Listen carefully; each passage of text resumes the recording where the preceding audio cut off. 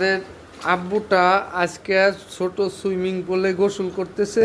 আপনারা সবাই দেখেন কিভাবে সে সুইমিং পুলে সাঁতার কাটে।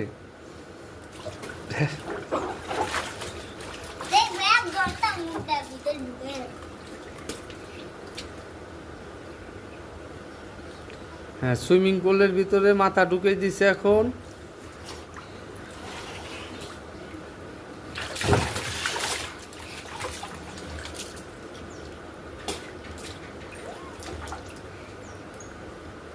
হ্যাঁ, এই তো সুইমিং পুলের ভিতরে পুরো শরীর ডুবে গেছে এখন।